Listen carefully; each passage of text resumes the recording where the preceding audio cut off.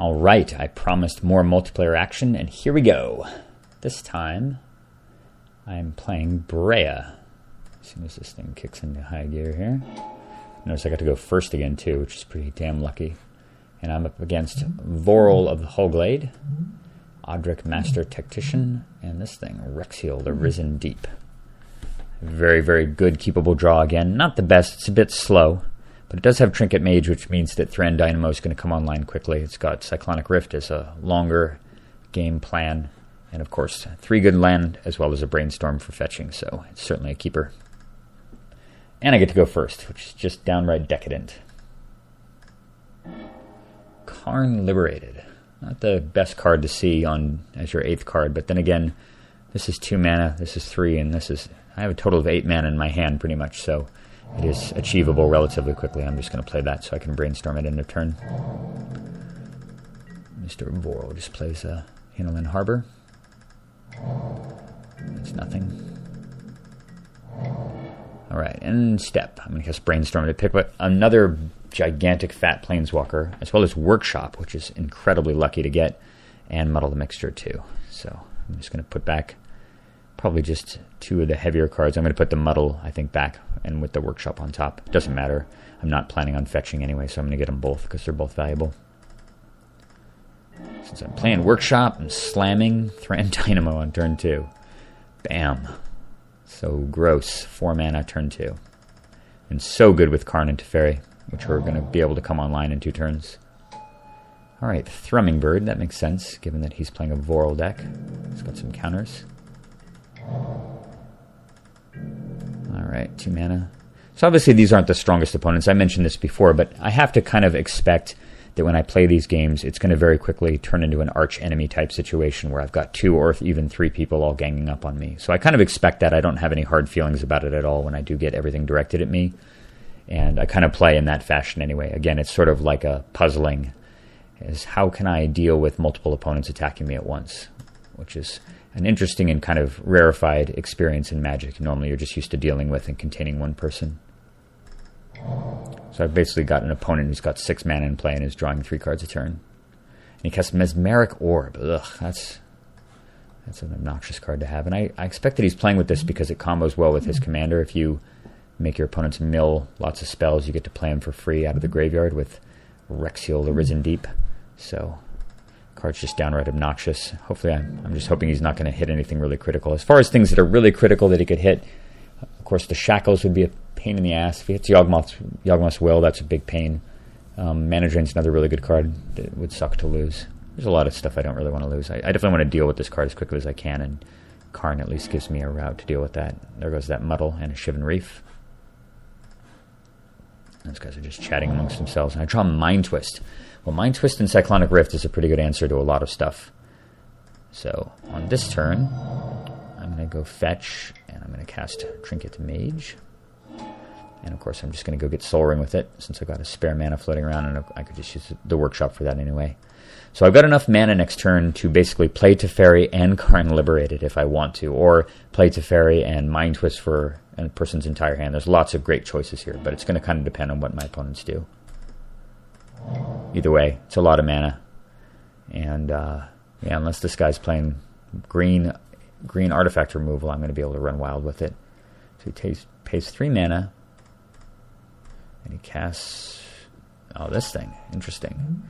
Astral Cornucopia. Very, very good card with Thrumming Bird. Basically, every time you attack, you get to gain mana, permanent mana. It's like already taps for 1 mana of any color, and now it taps for 2 mana of any color. Just like that. It's already 2/3 of a Gilded Lotus for just 3.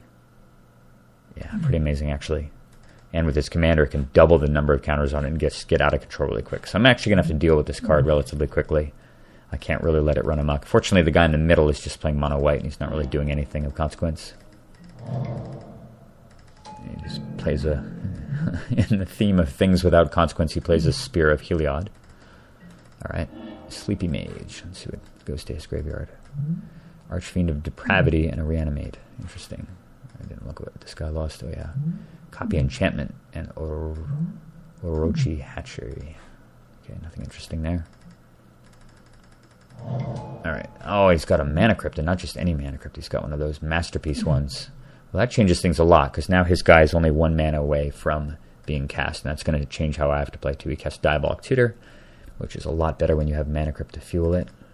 Alright, well, this certainly forces my hand. I decided at the end of the turn it's time to get rid of this Mesmeric Orb problem, and we're going to get rid of it in grand fashion. End of turn. Even though it pains me a little bit to burn the Cyclonic Rift, I think it's worthwhile. Puts the orb back in his hand. He goes up to 6 cards. Volcanic Island. And what's so beautiful is that I can lead with Teferi here and actually generate mana due to these gross artifacts. This is actually the reason why Teferi is not in the 1v1 commander version of the deck, because you just don't get the situation very often where you're able to play him and he actually generates mana. So I've actually got 1 floating. And time to hook this guy up with the twist. 6 to your face, Sleepy Mage. It's so brutal. So what do you lose here? Oh, there's another expedition, or another masterpiece. So he loses Diabolic Tutor. Wait, get out of here. Diabolic Tutor, Blatant Thievery. Oh, yeah, he already cast that. So he loses. Damn it, stop. Blatant Thievery, Extraplanar Lens, Mesmeric Orb, Urborg, High Market, and Acquire. Pretty gnarly. Alright, sorry, man. Goes back to Mr. Thrumming-Bird. He's going to attack and now hits me. And it's combat damage on a player, I believe. Combat damage to a player, yeah. So at least he can't attack Teferi, which is kind of nice if he wants to proliferate again. But it does put a count on his Gemstone Mine. This thing taps for 3. So gross. Get out of here, Sleepy Mage.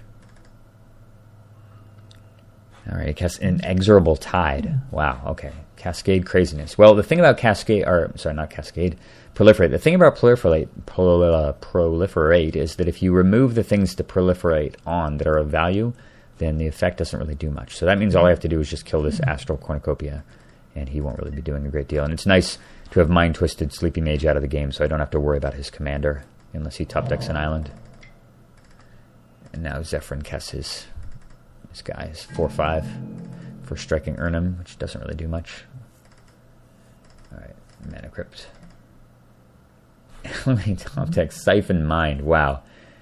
That is pretty insane. Make all players discard and draw 3 for 4 mana. It's like Ambition's Cost with no drawback at all, and your opponents have to discard. Pretty savage top deck there, Sleepy Mage.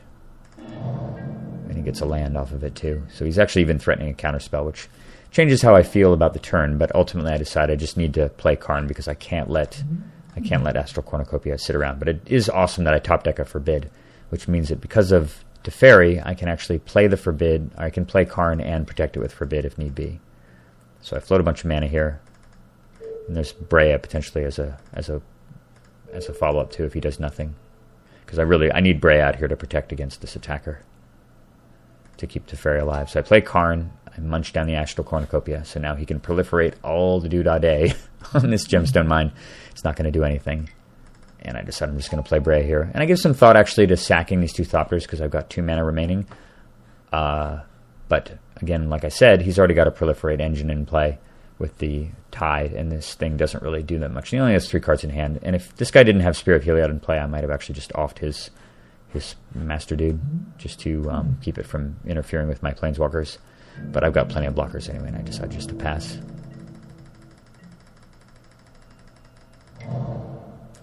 Alright, steady progress. Alright, proliferate away. I mean, consider how crazy that would have been. That would have made that Astral Cornucopia tap for 5 mana already. And that's without attacking with the Throwing Bird. And after drawing a card and realizing there's nothing to proliferate on, out he goes. 1 down, 2 to go. Alright, this guy casts Cathar's Crusade. This is such a funny card. I see people play this card all the time. I don't think I've ever actually had my opponents put a counter on any creature with it, ever, in all the times I've faced it. It seems so powerful in theory and so weak in execution. It just does nothing. And after thinking for a little while, he just says pass. He doesn't hit Sleepy Mage and he doesn't attack me, which is certainly wrong. Alright. And I was fully expecting that Sleepy Mage was going to cast his general here. I certainly would have if I were in his position. And I would have been faced with some tough choices. What I probably would have done was I probably would use Teferi to scry 2 and hopefully get an artifact, and I would have just sacked Breya plus the Thopters plus that artifact to kill off his commander, figuring he's not going to be able to replay it around my Forbid, because I really, really would not want to have to sack Karn Liberated to destroy his commander. Although I probably would have done it if I hadn't drawn an artifact off Teferi. But that is hilarious. And infect Breya. I'm not really too worried about that, especially because Breya doesn't fly, and Karn can just build up to... I can take this last card out of his hand, build Karn up to 7, and then just destroy the Corrupted Conscience next turn. And I trust Strip Mine, which is pretty gnarly, actually. So I'm going to use this on Sleepy Mage. I get the last card in his hand, which is... looks like sort of Body and Mind. Kind of strange choice. I'm going to Strip Mine away his blue mana source. Oh yeah, and then I use the Scry ability off Teferi with that initial plan, and I get Disenchant and some useless thing. So it's kind of cool. Strip Mine that away. And then I spend quite a while trying to figure out how to target Corrupted Conscience without accidentally disenchanting my Breya. Try a few tries here. I eventually am pretty sure I did it correctly, and I successfully disenchanted the enchantment instead of my artifact, given how tiny they are and how they're lying on top of each other. Time to bash Sleepy Mage for 2, since I'm just going to probably chump block with a Thopter here. Or he may not even attack at all. Alright, he casts Path of Bravery, just some life gain shenanigans. Doesn't really affect the game at all. Then he casts Afterlife. And gave some thought here to potentially sacking Breya and a token to shrink the guy down. But the problem is it still reduces it. He still has 1 extra power because of this Path of Bravery thing. And ultimately I decide, you know what, it's totally trivial for me to replay the Breya thanks to Teferi. I might as well just get a 1/1 chump blocker. Just going to let that happen. So he crashes in, kills a 1/1. It's not a big deal at all. Mr. Sleepy Mage is just done since I killed his mana. Fabricate. That's quite handy. Alright. I'm going to exile this creature since he has nothing else going on. He's down to just 2 cards in his hand. And I'm going to use Teferi again. And in the middle of doing that, down goes Zephyrin. It's 1v1. And seeing that he is hopeless with his 1 card against my my insane board, also the Sleepy Mage packs it in. So another pretty quick, succinct game, and wrapped up pretty quickly. This was clearly an archenemy situation nearly from the get-go, but the start was just too strong. Thran Dynamo off of Workshop at the beginning, and 2 insanely powerful Planeswalkers are more than adequate to control and destroy 2 or 3 Midland decks. Hope you guys enjoyed that game, and I've got one more coming up that I think is probably the best of the 3. See you soon.